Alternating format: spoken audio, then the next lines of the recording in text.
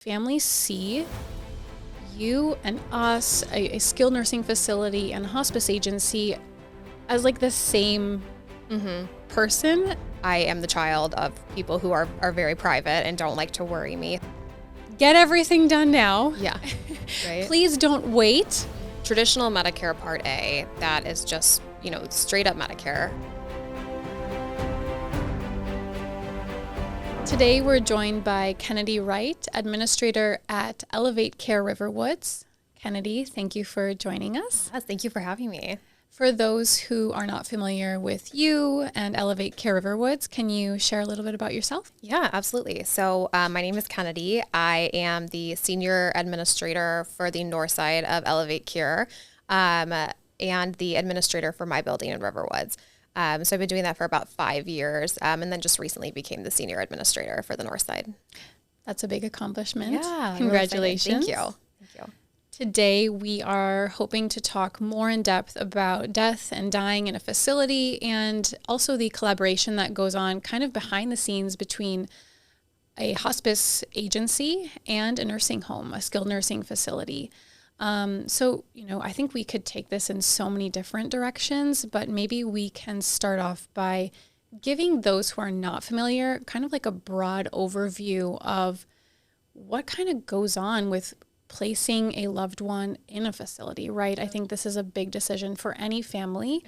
Maybe we can talk broadly about that a little bit. Yeah. So my building specifically, like I said, it's in Riverwoods. We have several different types of care. So we do short-term rehab for people recovering from like illness, injury, coming out of the hospital. We also do long-term care for folks who aren't able to go back home and take care of themselves. And then we also have memory care. So, the first step is kind of identifying what the need is. And sometimes those needs change and become fluid. And but really the process for admission is to find out what the needs are and make sure that we can safely accommodate them in the building with our nursing staff and our physicians, and then figuring out how we can facilitate that with insurance or, the VA or whatever that looks like. That's something I want to talk a little bit about as well. A benefit that people are really not aware of is the VA benefit. I think that in itself is it speaks to Elevate Care and the care that's provided. So for veterans, right, who may not have that level of service connection, right, everything within the VA is, based on level of service connection. But a real benefit that I think veterans are not aware of is if you are on hospice and you are a veteran, it doesn't matter your level of service connection. The VA will pay for you to live in a nursing home at no cost. Yeah. Right? And it is completely unheard of in terms of Medicare patients and for those veterans who have a financial constraint. Maybe they don't have Medicaid. Maybe they're kind of falling in that donut hole of I make too much money, but I, don't have enough to pay for whatever that fee is, right, per month. This is a real benefit. And then the other piece of VA is veterans have 30 days per calendar year to utilize respite, right? And that is also a really great benefit. And we can, hospice agency can place a patient in your facility for that respite too. Right. Yeah, and we do a lot of, with the VA, we do a lot of hospice. We do have a large hospice population because we are contracted with the VA, which is not super typical in the area. Not every nursing home is contracted with the VA. And there's more and more facilities that are getting contracts, which is great, but definitely more rare in the area that we're in. And I love when veterans come into tour or their families and they're expecting, they were given 2 facilities and, they were expecting it to look, not nice and to not have great people. And they're always just so blown away and surprised. And I love that feeling. And the same for respite. A lot of times we get respite for folks who maybe their caregivers need a break, and maybe their hospice too, and that can be a lot on a family and caregiver. So to be able to give the family like that time to just decompress and to let us take over in conjunction with hospice, it's a really beautiful thing. Absolutely. And I've seen cases where someone will be placed, maybe just for a short stay, maybe it will be a respite. The family wants to feel it out. And, I'm not sure if this is the route we want to go in. But we've had, many cases where they'll try it out and then it does end up being placement. So maybe we can give, people who are listening an insight into when a facility kind of makes that determination that hospice might be appropriate for someone, right? How is that kind of initiated, and how does the facility collaborate with hospice agencies? Yeah. So it's, it's definitely a case-by-case basis. Most of the folks that we care for are aging and have different diagnoses, whether it's illnesses, injuries, anything that can be contributing to that aging process and needing additional help. So there's not really like a one size fits all. But some of the things that we look out for would be like any kind of changes in condition. So a lot of our residents, because we are spending so much time with them, providing such close care, we get to know them and their preferences and their routines and things they like to do and things they don't like to do. So sometimes, subtle changes in those habits or those preferences is what tips us off that something might be going on. And at that point, we would get the doctor involved. We want the physician to kind of be leading that conversation with the family. And it can be a very delicate subject, as you know. So we kind of let them lead that. And if they are in agreement that, it is time to present the idea of comfort-focused care and hospice, my team specifically, we like to bring hospice on board right away because you guys just have such an eloquent way of like approaching that, while also being sensitive that the family is going through this maybe for the first time and doesn't really know what that looks like. But I would say, again, just like those subtle changes, like sleeping a little bit more, eating a little bit less. Maybe somebody loves watching, the game every day and suddenly they'd rather stay in bed than watch the game. Really anything can give us that sign that maybe we're going in that direction.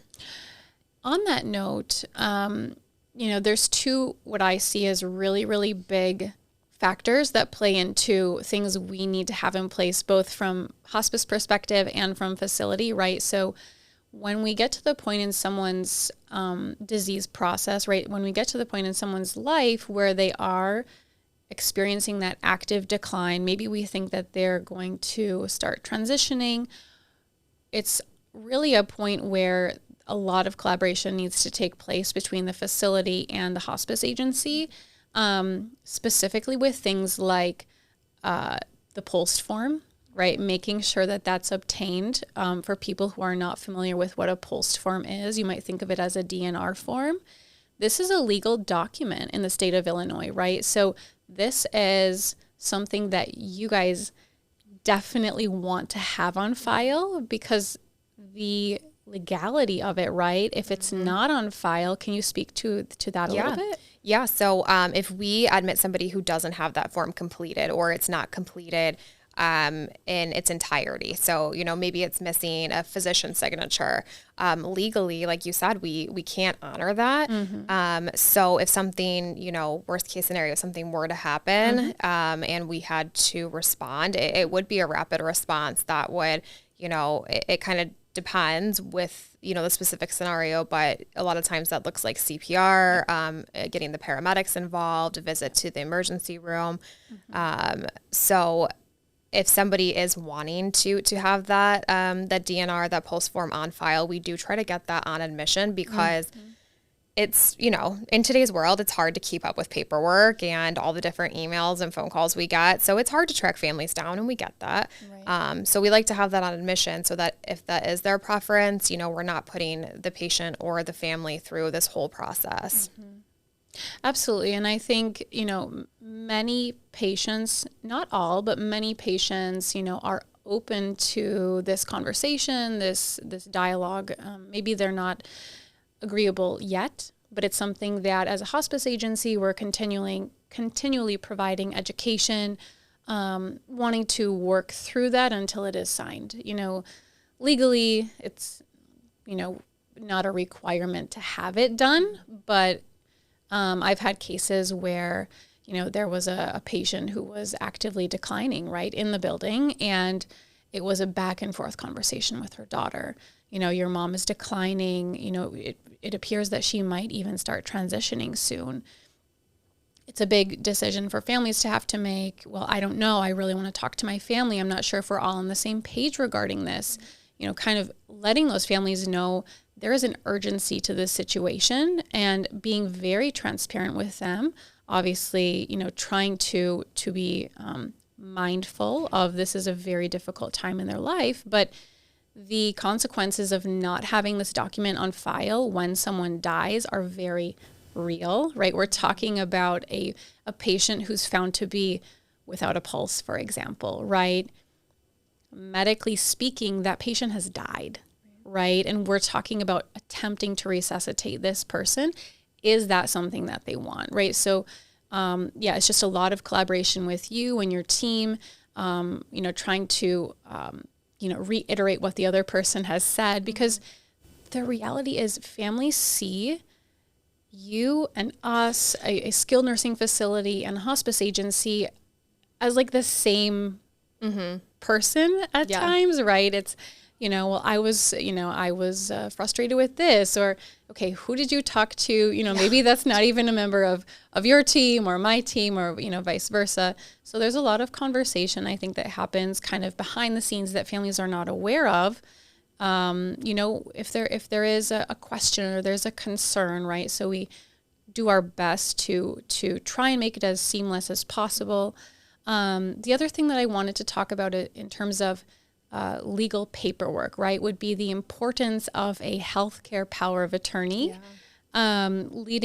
starting with assigning a healthcare power of attorney, right? It's something that as a social worker I've done many times, but the real consequences of not having a healthcare power of attorney and funeral planning, I think this could be like a big discussion. Obviously, it kind of goes right along with the post, but we can talk a little bit about that. Yeah, I am such an advocate for the healthcare power of attorney, to the point that like I have one, my husband has one.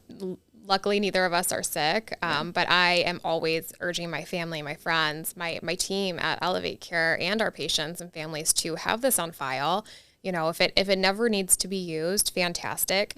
Basically what that form is outlining that if at some point I am unable to make decisions for myself, this is the person that I want to make decisions for me. And you can outline in that form, like what you're comfortable with them deciding on and what you're not. And like I said, a lot of times we don't end up using them. If the resident is able to make their own decisions, that's always what we're going to go with first. We want the resident to be involved in their own care and to be able to have that say. But, I've learned in healthcare, things can change really quickly. So I think it's good to just have that up your sleeve, have somebody that is, on that form who knows what your wishes are and how you want things to be done for you if you can't speak up for yourself. So I'm a huge advocate for that. At every admission we have in our first care plan, that's something my team is urging the families to consider, to think about, to complete. And like I said, I'm really always kind of pushing that down the throat of my family and friends because it's so important. And I think on that same note, when you're electing a healthcare power of attorney, it's so important to not only clearly define what my goals are, right, if I'm filling out this document, but to make sure whoever I'm appointing to be that person, that they understand and support and respect what my wishes are, right? Because what my wishes are might not be what they would choose, right? But it's for me, it's not for them. And so, someone can say, well, I elect my sister, my brother, my whoever. Have you had that conversation with them, right? Do they know what your wishes are? Do they know what your preferences are? Do you feel confident that they are prepared to execute this document if it comes to it? Right? Because I've seen almost like worst case scenario is the person who is appointed, maybe they've had a change of heart. Maybe there's been a change in circumstances. Maybe there's been a disagreement, right? And that healthcare power of attorney hasn't been revisited, right? Revisiting that document when someone has a change in health, right? Or a change in family circumstances, whatever might be going on. This isn't a document, especially for someone who's going through major health challenges, it's not just a one and done, right? So continuing to revisit that. I've seen cases where the person, did fill it out a long time ago, and maybe it's not what they wanted, right? I've seen documents where someone filled it out when they were still decisional, 40 years ago, right? And then, at that point, they elected, they check the box or put their initials that says, I want everything done, right? And then I'm meeting, 40 years later, 50 years later, I'm meeting a patient who may have significant cognitive impairment. And then there's the child who might have been appointed pulling this document out and is like, I don't know what to do, right? My mom, my dad, whoever it is, said they wanted everything done, right? So did that person who was completing this document those years ago, I'm sure that they're very well-intentioned completing the document. And I would also imagine that it's very difficult for anyone to think of themselves in this position where they're not cognitively able to make those choices. Right. So just continuing to revisit that. Maybe we can talk now about funeral and kind of what happens. So when that time comes, when someone dies in the facility, right, the logistics of kind of like let's walk through that process. If we can. Yeah. So, when we get to that point where someone's transitioning and we're expecting that they may pass within the next day or two, I think first things first, we always want to let families know. And when we work with hospice, I think that's where we utilize hospice to kind of really have that conversation in a delicate manner. But we want them to know because we want them to be able to be present in that time if they want to. So we do, for hospice residents at my facility specifically, we do 24-hour visitation because we want people to be with their loved one if they want to be. It's a big deal. Yeah. And it's, most facilities have visiting hours and we do, but again, once, somebody is on hospice, that sort of changes.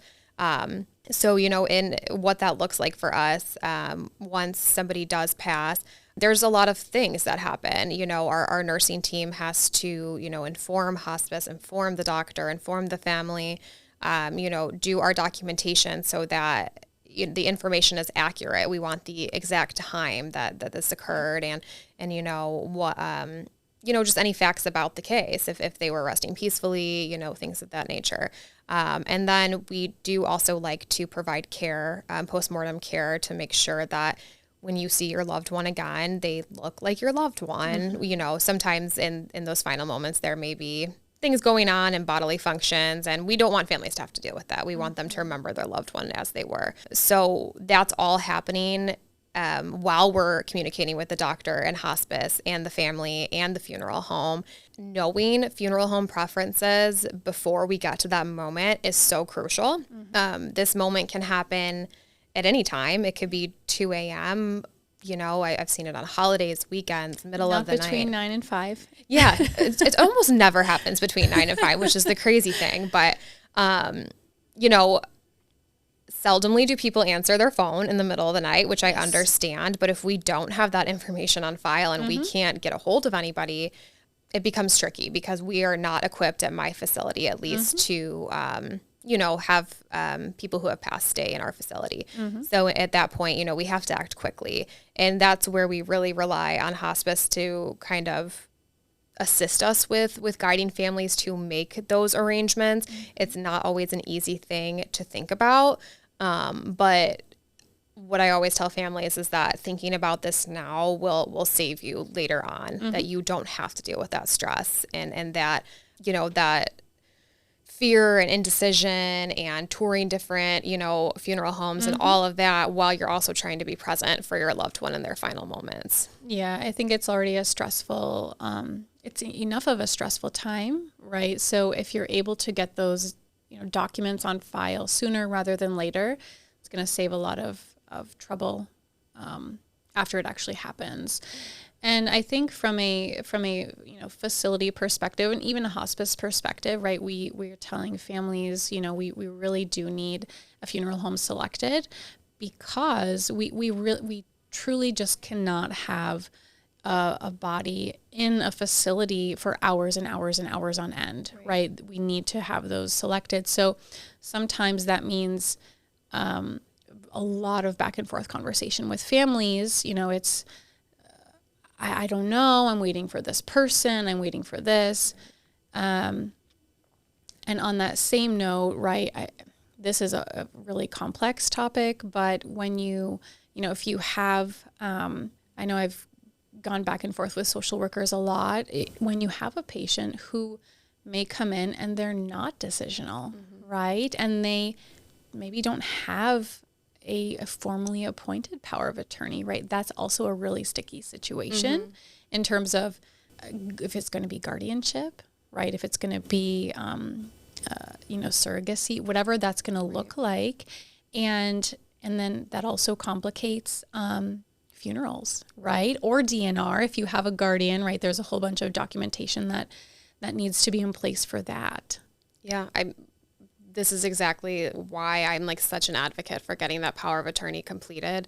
You never know what's going to happen tomorrow or even 20 minutes from now. So to just have that form filled out with somebody that you trust to carry out your decisions for you, it's everything, because we see so many residents who are reluctant to fill out a power of attorney. And I understand for somebody who doesn't have a lot of familiarity with the form, like it can look very intimidating. And truthfully, like I didn't before I got into healthcare. So I completely understand. But we try to be transparent and outlining exactly what I've said. Anything can change at any given moment. So having this will prevent, your decisions from not being carried out if somebody takes over who doesn't know what you wanted. And also the option of guardianship, like you mentioned.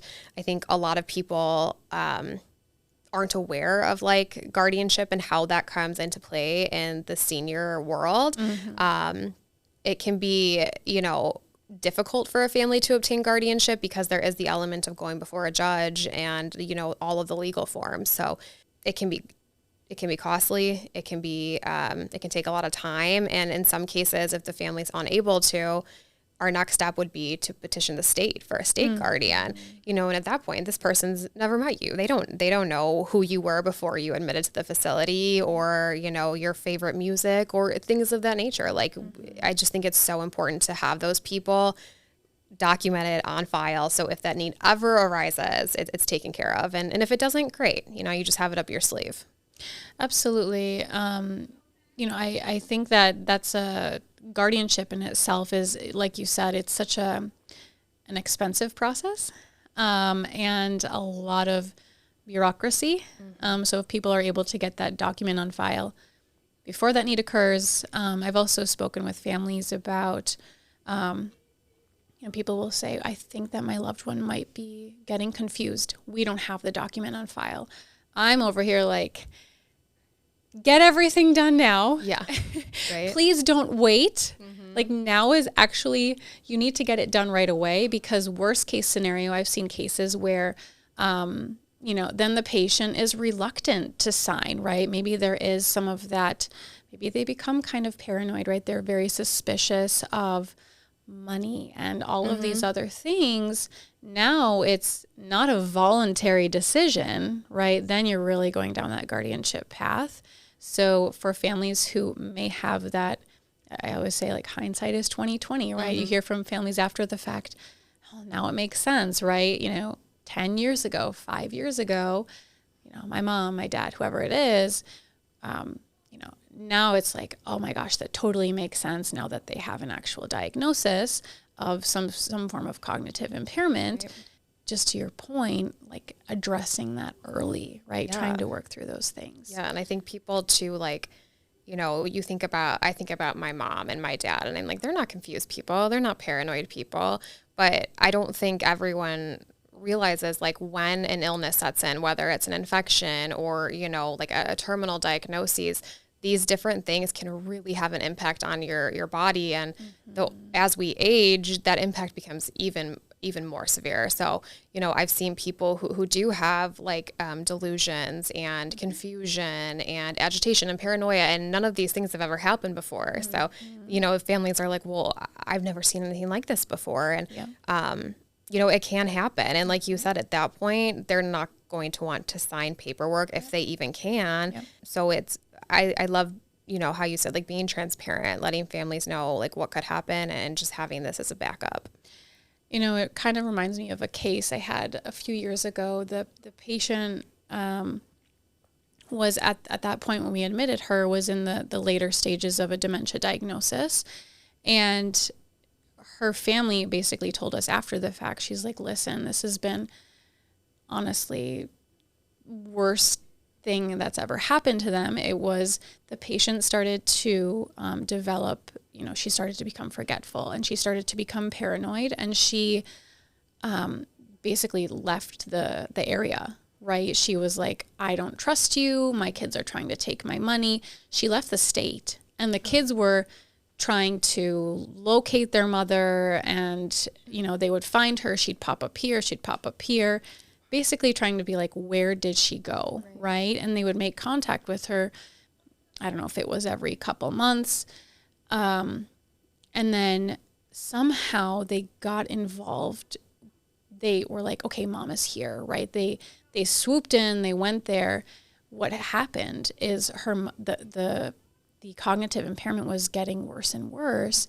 There was this individual from the local community there who had almost been preying on this woman, and the woman was about to sign over all of her assets to this person, and they just happened to get there at the right time to prevent it. And they spoke to someone from the area and kind of like tried to report it, and they're like, listen, in these cases, after that's done, there's really nothing we can do. You know what I mean? It was like a legal transaction. So if someone has this concern, right, get those documents completed. Or if you're kind of in that gray area, you know, do try and get that neuropsych assessment done as well. It's a really extensive, like a 4-hour visit from the professional who's going to do it. But yeah, I mean, I can't stress enough to families to take these documents seriously, right? No one wants to think about them. No one wants to talk about them, but they will make a difference. Yeah. And I think too, just being involved as your loved one's age, and knowing the realities of, you know, their diagnoses, their health, their prognosis, their financials, you know, their accounts, what's going on. Because if we get to long-term care, those are all things that a lot of times we need to know for different insurance reasons, obviously to provide safe medical care. So I'm always surprised that the families come in and don't have that information. But again, I am the child of people who are very private and don't like to worry me. So I get it, but, you know, push to know what the reality is, because you may be put in a position where you have to make those decisions. For those, I'm just kind of picking up on, you mentioned long-term care, right? So long-term care insurance and Medicaid, right? Those are a whole nother rabbit hole we could go down. Right. But maybe we can talk very generally about, so these are actual payer sources for long-term placement in a skilled nursing facility. So can we kind of talk a little bit about long-term care insurance and Medicaid? Yeah. So long-term care insurance for us, typically those residents are considered what we call private pay. They're, you know, submitting claims to their long-term care insurance and then are reimbursed. And sometimes that goes to the facility. Sometimes that goes to the family to pay the facility. But our three long-term payers that we have would be the private pay, where it's self-pay. There's no insurance involved. We also are affiliated with the VA, like I said. So depending on that level of service connection that we talked about, the VA will cover long-term care in some cases. And then we have Medicaid, which is through the state, and it's a process to apply and get it if one doesn't already have it. I mean, we're talking bank statements from years prior, birth certificates, marriage certificates, all of these different things. So those are our three long-term payers that we accept. And those are also our three payers that a hospice resident can come in on. There's like a common misconception that Medicare will pay for a nursing facility. And in some cases it does. Those cases are the rehab situation, where somebody is coming in for therapy to recover from illness, injury, etc. But long-term care, hospice, these are not things that are covered under Medicare. In the facility. So I hear that a lot when we get residents like from the hospitals who, I have Medicare, I can stay here. I don't have to go home. And it's like, whoa, okay, that's not the case. But, my team is really good about sifting that out right away and like, okay, let's get our plan in place. Here's what we're going to do in the event you do need to stay long-term or you do need to admit to hospice services. So my team does a really good job like figuring that out before we get to the point that we have to make a decision. I've also heard from families that have like a Medicare Advantage plan that, each policy has their own fine print on what is allowed as far as a rehabilitation stay. And so I think, we could probably talk for another hour about that. I think when people are signing up for these plans, it's very important to actually read the fine print. What is that going to look like, right? They should maybe play out several scenarios, right? What if I had to do this? What if I had to do this? What if I had to do this? How would that plan work with that, right? It's because I have heard people are only finding out kind of after the fact, right? Yeah. Oh my gosh, it's only paying for me to be in the facility for rehab for 20 days covered at 100%, right? Then it jumps up to it's only going to cover 10%, whatever it is. Right. And that's just, I think, something that people are really not aware of. Mm-hmm. Yes, absolutely. So traditional Medicare Part A, that is just, straight up Medicare. To admit to a facility under Medicare Part A, you have to have a 3-night qualifying hospital stay. A qualifying hospital stay means you are inpatient for 3 midnights. So the emergency room doesn't count, observation doesn't count. You have to be inpatient for 3 midnights. Once you meet that's your 3-night qualifying hospital stay. Medicare Part A will cover up to 100 days of skilled therapy in a rehab facility, or until you have either made enough progress that, you've achieved everything you can achieve, you're at your baseline, or until there's not much more improvement that we can make. So when a patient comes in under Medicare, we have like a little bit more say in, how long they can stay and different things we can work on. But when somebody comes in under a Medicare Advantage plan, we have to get an authorization for them before we even admit them. Mm-hmm. So what that looks like is taking information from the hospital, different nursing notes, physician notes, therapy notes, and submitting that to the insurance to say, hey, we think this resident could benefit from therapy. Do you agree? Sometimes they do, sometimes they don't. If they do give that authorization, great. You can now admit to the facility under your Medicare Advantage plan. But every week, and sometimes more frequently, the facility has to submit updates about what you're working on in therapy, how well you're doing or how well you're not doing. Mm-hmm. And every time we submit that, the insurance gets to decide again, do we think they still need to be in a nursing home, or can their care be provided at home in a way that's not quite as costly to us as the insurance company? So traditional Medicare Part A is definitely what I would recommend. That's what I would prefer, like for my family and friends. But like to your point, a lot of the rate of people coming in under Medicare Advantage is just increasing as time goes on. But it's not always the best for your rehab potential. And kind of on that same note regarding rehabilitation, it's like you said, you're almost at the mercy of the insurance company as well, right? It's, you can say, yes, this person could probably benefit, but the insurance company, disagrees. You can probably appeal, but it doesn't mean you're going to win the appeal. Right. Absolutely. Yeah. There, you can appeal up to 3 times. And each time you appeal the decision, it gets a little bit more tricky how that works and a little bit longer. So, one of the downsides of that is if we're doing like a second level appeal and the resident is going to stay in the facility while we're waiting for that appeal to come back, any services or therapy that we're providing during that time, if the appeal gets denied, the insurance doesn't cover that. So, then we're turning to Medicaid and to private pay and if they are a veteran, but that can be quite costly, especially when therapy is involved. The last level of appeal actually goes in front of an administrative law judge.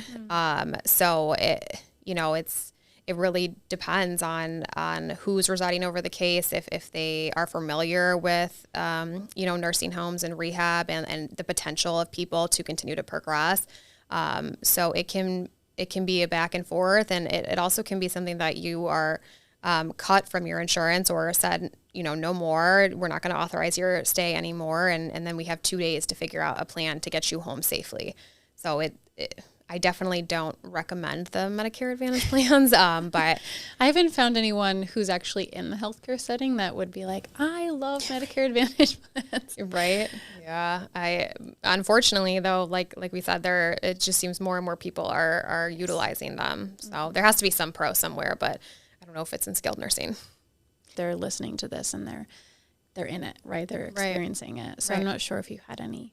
Yeah. I mean, patient stories wise, gosh, I feel like I have so many, we get so close to the patients that we work with. So like every patient we meet, I feel like is stored somewhere in my brain in a file of like, oh, we got to do this together or we did this. But, a few that stand out to me, I actually think this resident ended up admitting to hospice with you guys. But he was a lovely gentleman. He didn't have a lot of family, but he had a nephew who lived out of state who was as involved as he possibly could be, but lived 12 hours away. So at the time when he started to transition, he was in and out of the hospital and he was cognitively aware, but not as cognitively aware as maybe he was when he first admitted to us. So he was in and out of the hospital without family. And I just remember thinking to myself, I cannot let this man sit in the hospital by himself, sort of knowing what's going on and sort of not. So I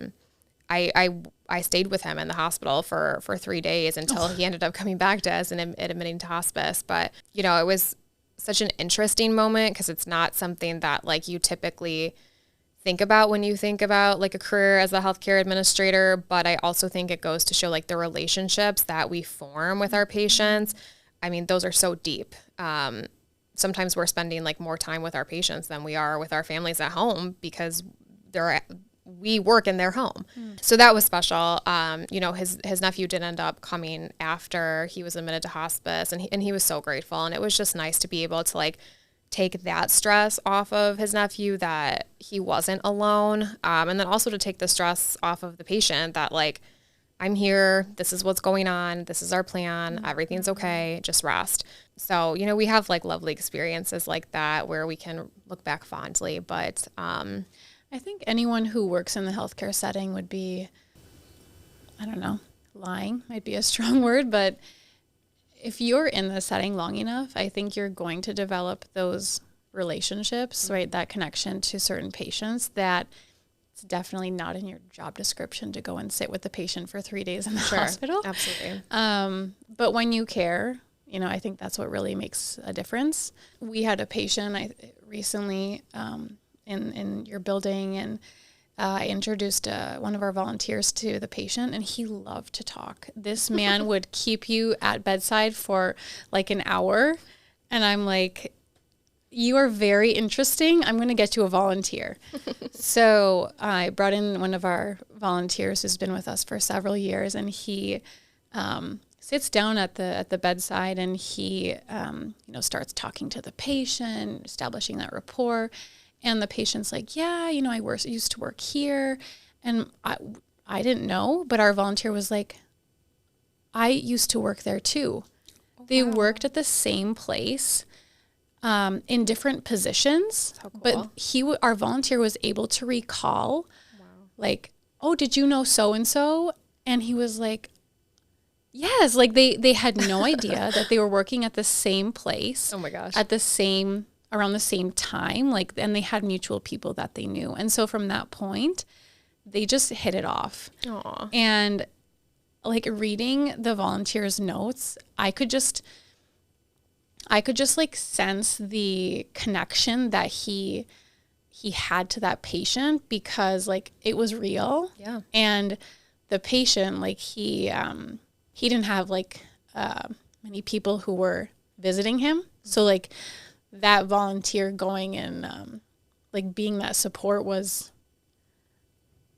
amazing. So sometimes you'll be really surprised at just like, finding out that two people who you just happen to put together have way more in common than you ever would have known. And it makes a really big impact. Yeah. And like, we've said a few times, like when this line of care, it's like we're typically stepping in at somebody's most vulnerable point in their life. They need help with things like going to the bathroom and bathing and eating. And that can be hard to wrap your mind around, like allowing somebody to do those things for you.